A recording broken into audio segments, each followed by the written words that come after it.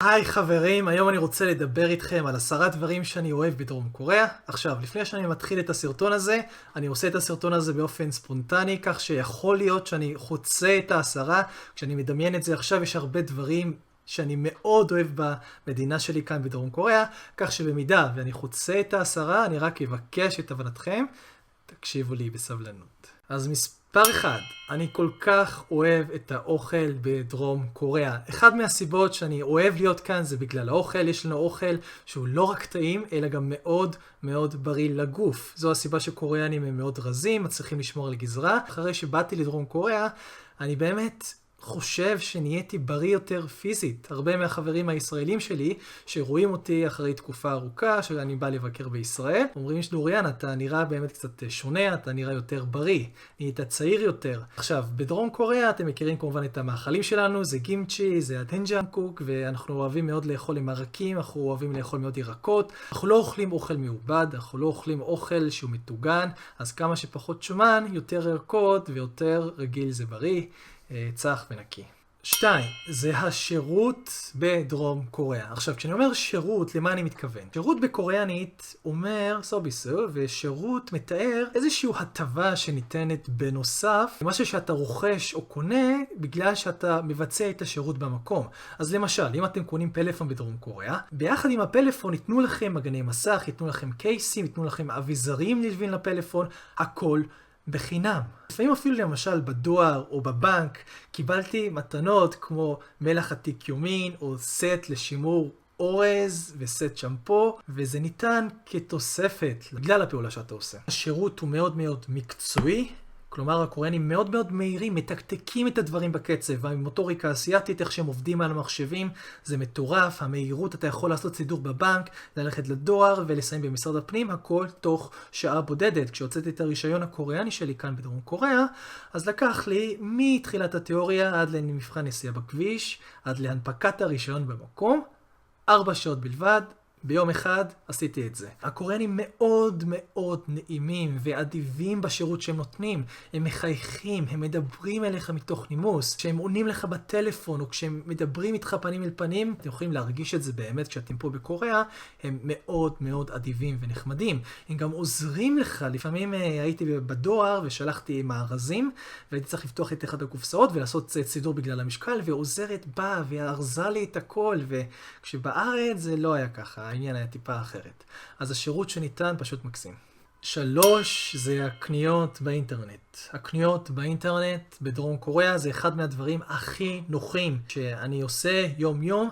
אני רוכש הרבה מאוד באינטרנט, ולמה אני עושה את זה? בגלל שאחד, זה מאוד מאוד זול. הרכישות באינטרנט, המוצרים באינטרנט, המחירים מאוד מאוד נמוכים ביחס למה שתמצאו בחנויות, ובקוריאה אפשר למצוא כל מה שאתם רוצים בתוך החנות באינטרנט. אז הרבה קוריאנים גם באים ורואים את מה שהם רק רוצים לקנות כדי להרגיש את זה, ואז מזמינים את זה באינטרנט, כי המחירים יכולים להגיע נמוך פי 2 אפילו. כך למשל האמזון האמריקאית, שאתם יכולים למצוא דברים יחסית בזול, אז אני מזמין במחירים הרבה הרבה יותר נמוכים מאמזון. עכשיו, גם מגוון המוצרים שבאינטרנט הוא כל כך מגוון. אנשים בארץ יש את הבעיה שאתה לא יכול למצוא את מה שאתה רוצה, אז בקוריאה יש את הבעיה הפוכה. אתה לא יודע מה לבחור, כי יש יותר מדי ממה שאתה רוצה, ויש אפילו דברים שאתה לא חשבת שהם קיימים. ובנוסף, הקניות באינטרנט מרגע הזמנה עד שזה מגיע לבית שלך, פחות מ-24 שעות. אז אני זוכר שפעם משלוח אחד הגיע באיחור של יום-יומיים, כלומר לקח באזור היומיים-3 עד שהחבילה הגיעה אליי. ואז פיצו אותי על כך והביאו לי קופון של 20 שקלים. אז בקוריאה כל דבר בטיקי טקה. 4. זה האינטרנט. קוריאה היא המדינה בעלת האינטרנט המהיר ביותר בעולם. אני עשיתי לפני כמה זמן סרטון שמשווה בין המהירות האינטרנט בדרום קוריאה לבין המהירות האינטרנט בישראל. אז אתם רשאים להציץ בזה, וכך שאני לא אפרט כאן יותר מדי, אבל האינטרנט כאן 5, זה הסדר והניקיון בדרום קוריאה. עכשיו, קוריאה מאוד מאוד מסודרת, בחוץ מאוד מאוד נקייה, בחוץ, ברחובות, אז הרבה מאוד אנשים שבאים לבקר בדרום קוריאה אומרים שאפשר אפילו לפתוח שולחן פיקניק על הכביש, בגלל שהיא כל כך נקייה. והניקיון הזה מתאפשר בגלל שקוריאנים גם מאוד שומרים על הניקיון, וגם מאוד שומרים על הסדר. בקוריאה אנחנו ממחזרים את הכל, החל מנייר, פלסטיק, מתכת, אפילו אוכל אתה לא רשאי לזרוק. בקוריאה ככה סתם. יש מיכל מיוחד, מכונה שנפתחת אם אתה מצמיד לשם כרטיס. יש כרטיס כזה, לכל דייר בבניין יש כרטיס שאתה מצמיד את זה, ואז יש מכסה שנפתח, לתוך המכסה אתה מכניס את האוכל, ואני חושב באזור הקילו של אוכל שאתה זורק, אתה צריך לשלם שקל, אז את התשלום הזה אתה משלם כל חודש, וגם בקוריאה שאתה זורק את הדברים, אתה מנסה לחסוך מקום. תראו למשל איך בעצם עשיתי את הסיבה שאתה עושה את זה, זה שגם את הזבל שאתה זורק, כל מה שלא נכלל בקטגוריה שאפשר למחזר, כמו למשל טישיו, כמו למשל משהו שנשבר, או עצם של עוף, או עצם של דג, אז אתה אמור לזרוק את זה בשקית מיוחדת של זבל, ואת השקיות האלה קונים בסופר, אבל השקיות האלה יחסית יקרות. ולכן בקוריאה שומרים על הניקיון כמו שצריך. 6, זה הבתים בדרום קוריאה. אני גר בבניין רגיל לגמרי, 20 קומות, אין פה שום דבר חדש, טריוויאלי, לא יקר מדי, לא זול מדי, מהמעמד הביניים. קודם כל הכניסה לבית, נתחיל בזה שזה נעשה עם סיסמה, קוד, אין מפתחות בדרום קוריאה, אין דבר כזה שאוי, איפה המפתח, או שאני מתקשר למישהו ואומר, אין לי מפתח, או שמשפחות צריכות לטלפן אחד לשני ולומר, אני צריך מפתח, תביא לי בבקשה. והסטנדרט כמובן זה מצלמת אבטחה בכל בית. הבתים גם נמצאים באזורים יחסית מבודדים, שקטים מאוד. בנייני מגורים שנמצאים ליד כביש מהיר, יש לו אפילו קירות מבודדי רעשים, אז הכל פה שקט. בחורף הקר, הרצפות מחוממות, ואת החורף אפשר לבלות בלי סבל. כשאתה נכנס למקלחת, בניגוד לישראל, שלוקח איזה חצי שעה, לחכות לבוילר עד שהמים רותחים. בדרום קוריאה ישר יש מים חמים, וגם הרצפות מרוצפות בשכבה מאוד מאוד נעימה, ככה שאפשר לשבת על הרצפה, לישון אפילו ברצפה. יש הרבה מאוד קוריאנים שאוהבים באמת לישון על הרצפה.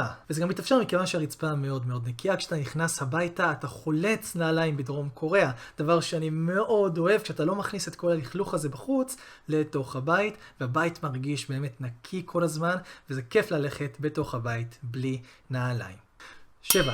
הכל נמצא קרוב וליד הבית. החנויות בדרום קוריאה, המסעדות בדרום קוריאה, המרפאות בדרום קוריאה, בתי מרקחות והדואר והבנק, כל הדברים הבסיסיים שאתם צריכים. בארץ צריך להוציא רכב כדי להגיע לשם ולעשות את הסידורים, אז בקוריאה אפשר לעשות את הכל ליד הבית, כי לכל אזור מגורים יש את כל השירותים האלה. זה דבר כל כך נוח שאתה לא צריך להוציא רכב בשביל זה, ואחד הדברים הכי נוחים זה גם הקיוסקים שקיימים פה בדרום קוריאה, 24 שעות, אתה יכול למצוא ממש מתחת לבית שלך. 8. זו התחבורה הקוריאנית. התחבורה כאן מאוד מאוד יעילה, מאוד מאוד זולה. סאול מחוברת בתשתית של הרכבת התחתית מכל מקום לכל מקום. אין מקום שאתם לא יכולים להגיע בשימוש הרכבת התחתית, אז זה אומר שאתם לא צריכים אפילו רכב בדרום קוריאה. אתם יכולים להסתובב ברכבת התחתית ולהגיע לאן שתרצו. אז הרבה מהחברים שלי שגרים בסאול, אין להם כמובן רכב, ונוהגים להשתמש ברכבת התחתית, והרכבת מאוד מאוד זולה, כמו שאמרתי, מדובר במספר שקלים בודדים, ומאוד שקטה, ומאוד מהירה, וגם אנשים שומרים שם על הסדר ועל התור, ככה שזה נחמד להשתמש ברכבת התחתית, אם כי צפוף, ואם אתם לא אוהבים את הצפיפות, אז זה לא מומלץ. עכשיו, גם המוניות בדרום קוריאה יחסית זולות בהשוואה לארץ. אני חושב שמדובר במשהו כמו 9 שקלים ל2 קילומטרים, שזה בערך נסיעה של 5 דקות בלי פקקים. גם ליד הבית שלי יש תחנת מוניות, אני יורד מהבית ישר תחנת מוניות, וגם אגב אם אני הולך טיפה יותר 10 דקות, אז אני מגיע לתחנת אוטובוס, שמשם יש אוטובוס עד לשדה תעופה ישיר תוך שעתיים. וכל התשלום למוניות או לאוטובוסים או לרכבת התחתית יכול להתבצע בכרטיס האשראי הקוריאני שלכם, שזה ממש ממש נוח, שהכל בכרטיס אחד. 9. זה המקומות לבקר בדרום קוריאה. יש מקומות מרהיבים בדרום קוריאה, ניגודים של קדמה ומסורת, של היסטוריה וטכנולוגיה. יש כאן הרבה דברים לראות, גם אנשים שאוהבים לראות גורדי שחקים ובניינים, וגם אנשים שאוהבים לראות היסטוריה וטבע. יש כאן משני הצדדים מכל כיוון אתם יכולים לבוא וליהנות וללמוד. אני כמישהו שגר בקוריאה כבר שנתיים יכול עדיין לומר שכל יום הוא חוויה בשבילי בגלל המקומות אני אוהב לחוות, ויש הרבה מקומות עדיין שלא יצא לי לבקר בגלל שקוריאה מאוד מאוד גדולה ומכסה הרבה מאוד מקומות. אז הרבה גם ישראלים באים לסיול ומבקרים במקומות הידועים כמו קואנגמון וקיונגבוקgung ואינסאדונג ומיונגדונג והונגדה וסיאול טאר, אז יש כמה לראות. 10. זו החריצות הדרום קוריאנית. כשאני עברתי לכאן לדרום קוריאה, ראיתי עד כמה שקוריאנים עובדים ולומדים קשה. עכשיו, לא הייתי אומר אוכלים הרבה קש, וגם לא הייתי אומר עובדים כמו חמור, אולי במידה מסוימת כן, אבל אני כן חושב שיש כאן אופי מקסים בעיניי, וזו החריצות שלהם. עד כמה שהם משקיעים בדבר מה.